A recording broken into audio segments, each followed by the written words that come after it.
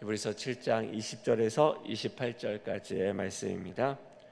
또 예수께서 제사장이 되신 것은 맹세 없이 된 것이 아니니 그들은 맹세 없이 제사장이 되었을 때 오직 예수는 자기에게 말씀하신 이로 말미암아 맹세로 되신 것이라. 주께서 맹세하시고 뉘우치지 아니하시리니 내가 영원히 제사장이라 하셨도다. 이와 같이 예수는 더 좋은 언약의 보증이 되셨느니라.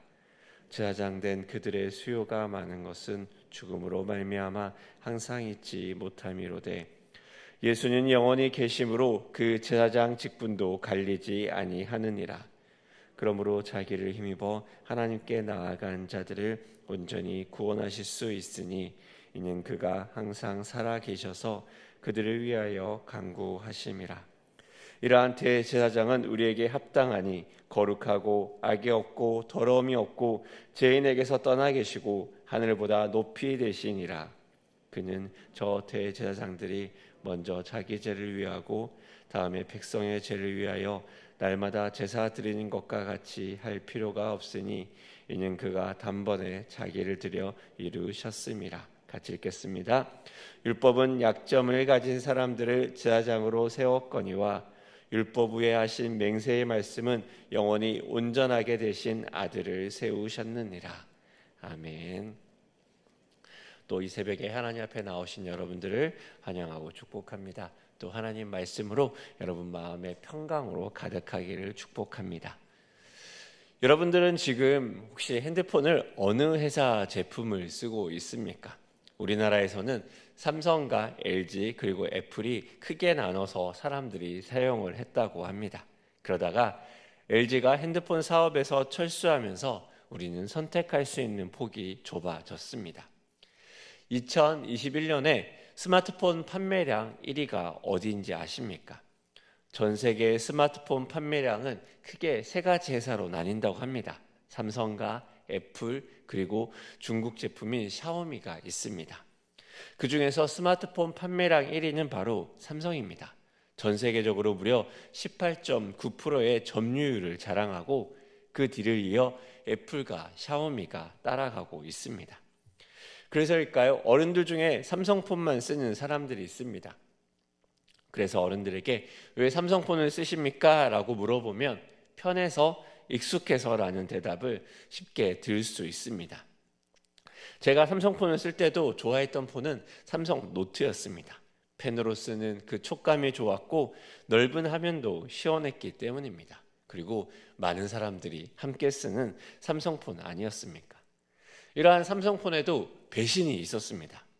2016년에 삼성에서 야심차게 갤럭시 노트 7 제품을 내놓았습니다. 훌륭한 성능과 디자인으로 사람들의 마음을 사로잡고 그리고 많은 핸드폰이 판매되었습니다. 그때 한 뉴스가 공론화되기 시작합니다. 다름 아닌 기기 충전 중에 핸드폰이 폭발해버리는 사건이 생깁니다. 그리고 2번, 3번 폭발의 소식이 연이어 들리면서 9시 뉴스에도 나오기 시작합니다.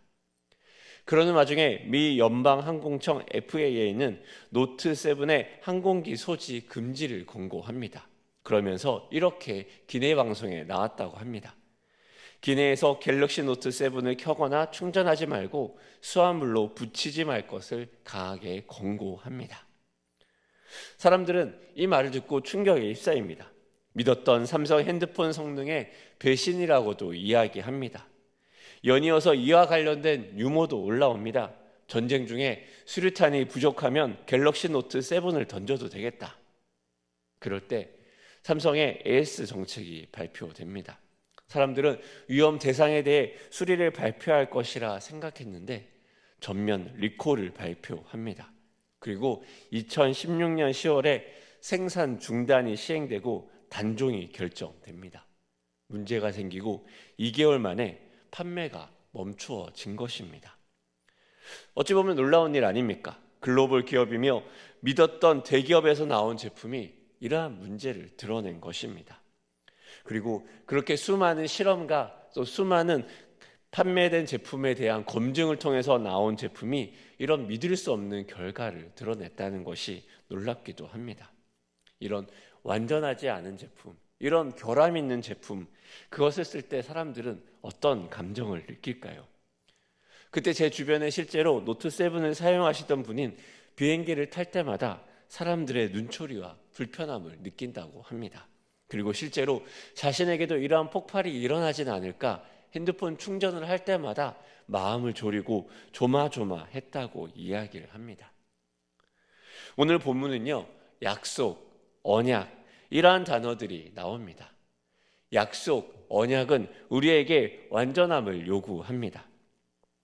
제가 여러분에게 9시에 교회에서 뵙겠습니다 라고 약속을 합니다. 그리고 그 약속을 한 사람이 정말 높은 사람이라면 우리는 그 약속을 지키기 위해서 최선을 다할 것입니다. 게다가 노쇼, 이른바 나타나지 않는 사태는 절대 벌어지지 않을 것입니다. 그만큼 누구와 어떤 약속을 했느냐에 따라서 우리의 마음과 정성이 달라지기도 합니다. 그렇지만 우리는 인간인지라 완전함을 기대할 수는 없습니다. 때로는 우리가 늦잠을 잘 수도 있고 때로는 갑작스러운 사정이 생겨 약속을 지킬 수 없는 상황이 생길 수 있기 때문입니다. 믿었던 대기업 제품도 잘못될 수 있습니다. 하물며 우리의 삶에서 일어나는 결단, 의지, 노력은 더욱더 그러하지 않겠습니까? 여기에서 다시 우리는 한번 문제를 제기하는 히브리서 저자의 모습을 보게 됩니다. 그렇다면 하나님의 완전함은 어떠할까? 히브리서 저자는 질문을 합니다. 대제사장으로 오신 예수 그리스도, 그리고 그와 맺은 언약과 약속은 과연 완전하고 안전한가? 히브리서의 대제사장인 예수 그리스도는 이야기합니다. 멜기세덱의 반차를 따른 예수를 이야기합니다.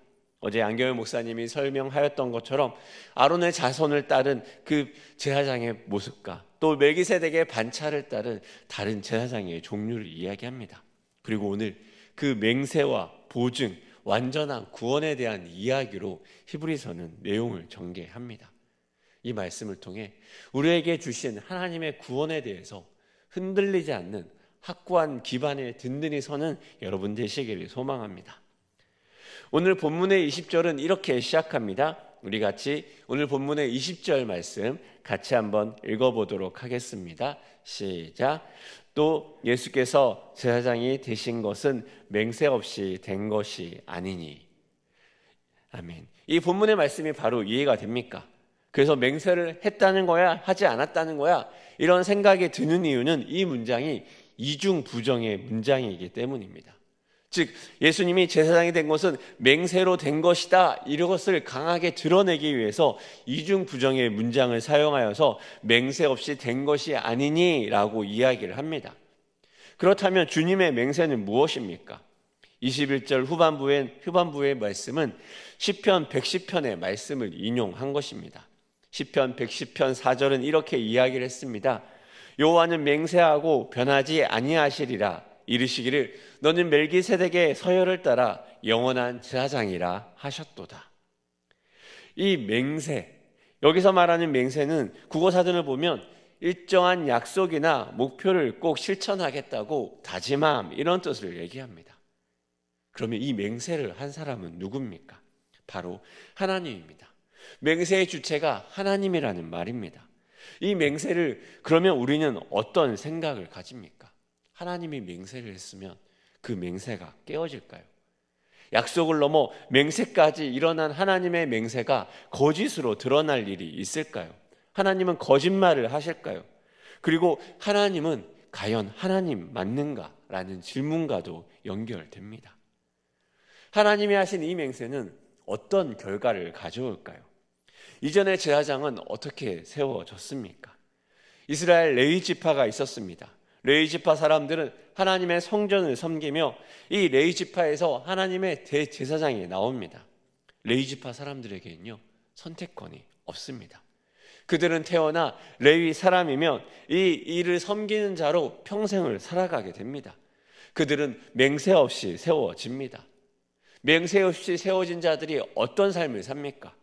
우리는 사사기를 보게 됩니다. 사사기를 가로지르는 큰 주제, 무엇입니까? 사람들이 자기 소견에 옳은 대로 행하였다. 우리는 생각할 수 있습니다. 사람들이 자기 소견에 옳은 대로 행할 때 그때 레위 사람들은, 하나님의 부름받고 이스라엘의 제사장으로 부름받은 레위 사람들은 어떤 삶을 살았을까? 그들이 이스라엘을 바른 길로 인도해야 되지 않을까? 우리는 그렇게 생각할 수 있습니다. 사사기 17장에 미가의 가정이 나옵니다.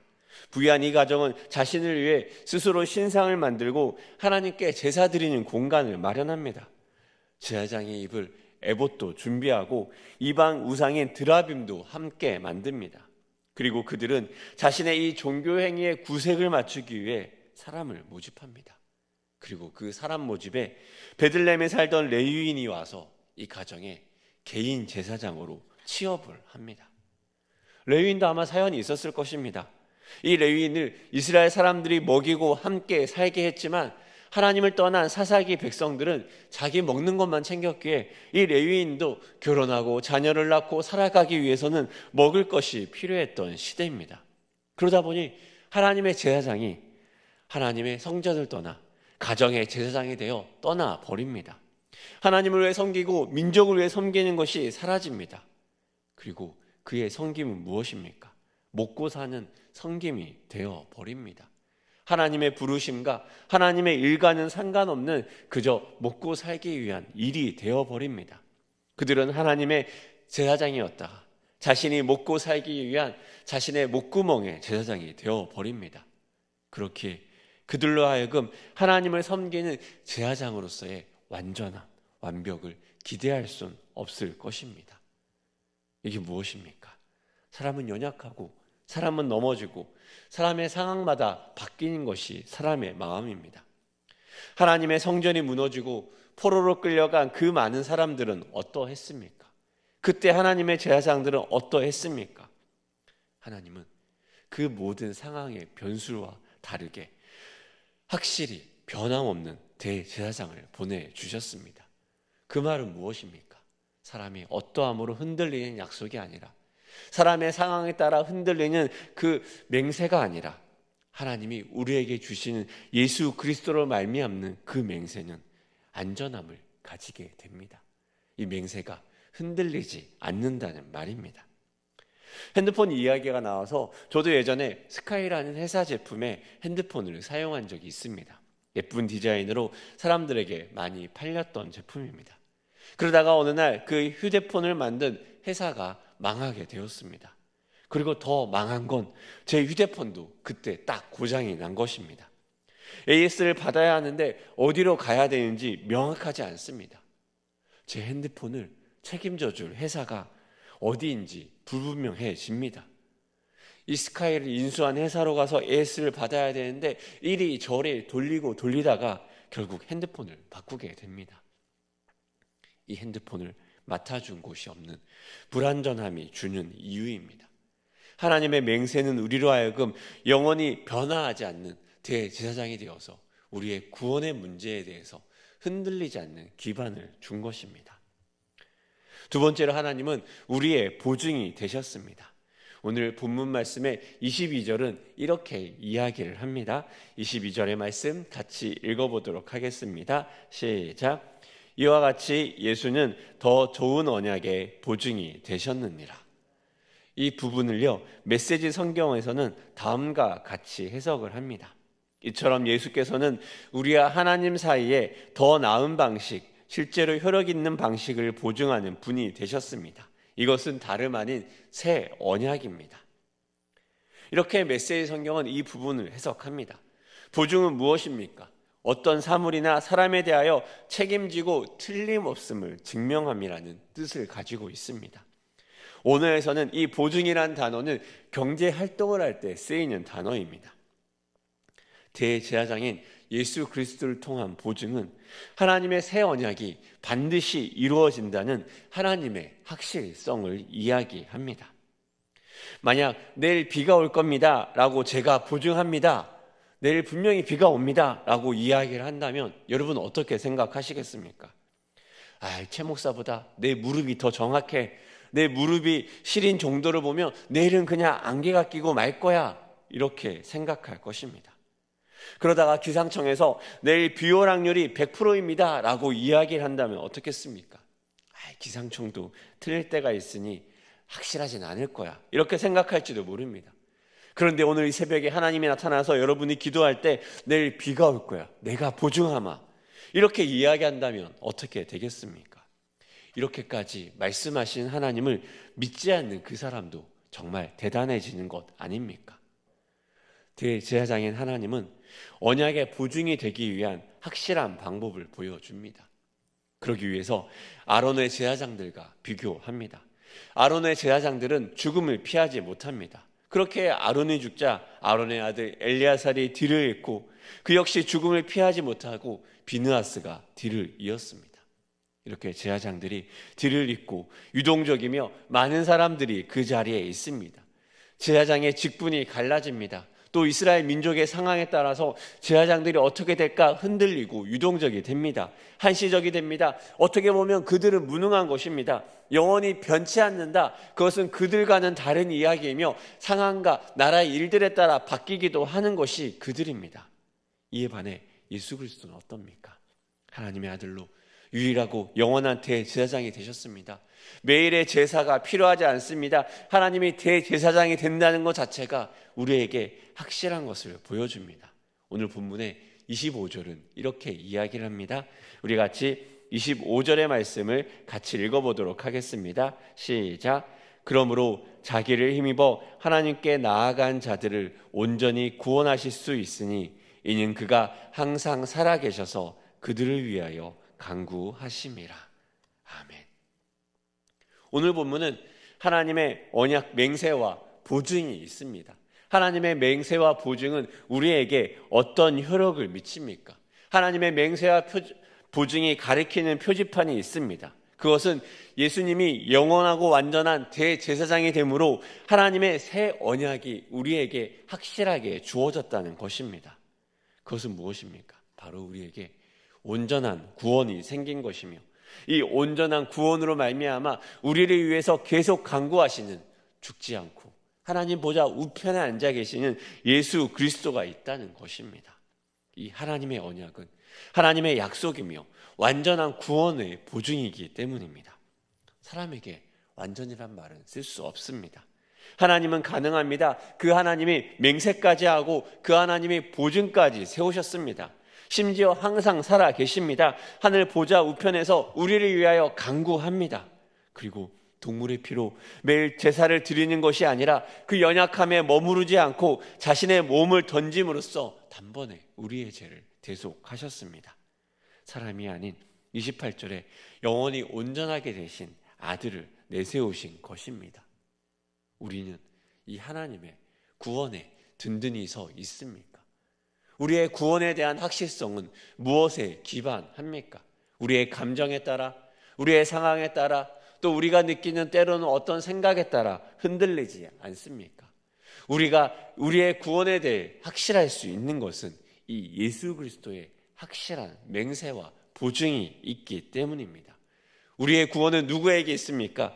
예수 구원의 그리스도에게 있습니다. 그렇게 우리의 구원에 흔들리지 말아야 할 것입니다. 하나님이 맹세하고 세우신 영원한 대제사장 예수 그리스도가 있기 때문입니다. 하나님이 세우신 그 언약이 어떻게 이루어질 것을 확실합니까? 우리에게 과연 구원이 우리가 죽고 나서 그냥 사라지는 것 아닌가? 우리는 그렇게 생각하는 것 아닙니까?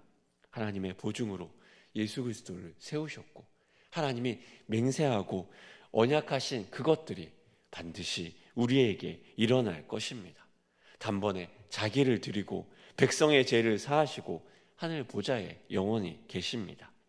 이것이 우리 구원의 확실성입니다. 우리가 이것을 확실히 알고 흔들리지 말아야 될 것입니다.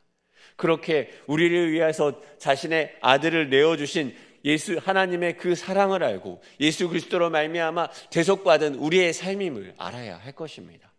영원한 대제사장이 우리에게 있습니다. 영원한 대제사장은 우리를 위하여 계속해서 간구하십니다. 우리의 구원의 보증이 되셨을 뿐만 아니라 우리 옆에 항상 계심으로 말미암아 우리를 위하여 간구하시는 그 그리스도를 온전히 믿으시길 바랍니다.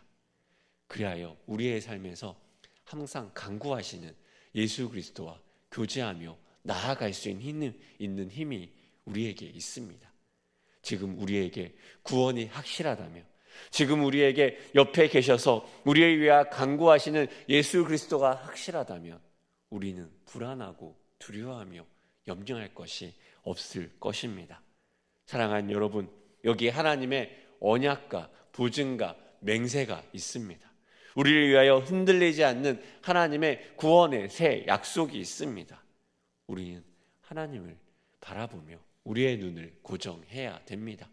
우리의 구원은 흔들리지 않을 것이며 흔들리지 않는 우리의 구원의 확실성 속에서 우리를 위하여 간구하시는 예수 그리스도 앞에 매일매일 나아가길 바랍니다. 우리에게 구원을 약속하신 그 하나님이 우리의 매일의 삶에서 간구하시며 품으시는 하나님의 사랑으로 함께 하실 것입니다. 여러분, 이 구원의 확실함에 머무르는 일산 충신의 성도님 되시기를 바랍니다.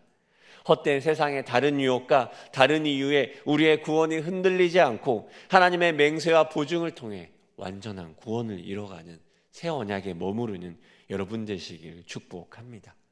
그러므로 오늘 하루 그 약속과 언약과 맹세의 보증을 따라 담대히 믿음의 삶을 살아가십시오. 두려움 없이 우리를 위하여 간구하시는 주님의 손을 붙잡고 나아가는 일산 충신의 성도님 되시기를 축복합니다. 함께 기도하겠습니다. 하나님 아버지, 우리를 위하여서 맹세하시고 보증하신 하나님의 언약을 바라봅니다. 그 확실함에, 그 완전함에 우리의 믿음과 우리의 마음이 머무르기를 원합니다. 흔들리는 세상 속에서 두려움과 염려 가운데 구원에 흔들리는 자들이 있지 않습니까? 그 하나님을 신뢰함으로 구원의 담대함에 나아가는 믿음의 백성들 되도록 주여 도와주시옵소서. 또한 그리고 우리를 위하여 간구하시는 영원한 대제사장인 예수 그리스도를 의지하여서 우리의 오늘의 하루의 삶을 믿음으로 담대히 나아갈 수 있도록 도와주시옵소서. 눈에 보이는 두려움에 흔들리지 아니하며 염려에 무너지지 아니하고 예수 그리스도를 든든히 붙잡고 우리를 위해 간구하시는 주님 앞에 매일매일 나아감으로 새 힘을 얻는 주님의 귀한 백성들 될 수 있도록 한 명 한 명 축복하여 주시옵소서. 그래야 우리의 오늘의 삶이 담대한 믿음의 삶이 되게 하시며 확실한 믿음의 삶으로 살아갈 수 있도록 주님께서 은혜를 베풀어 주시옵소서. 감사드리며 예수님의 이름으로 기도합니다. 아멘.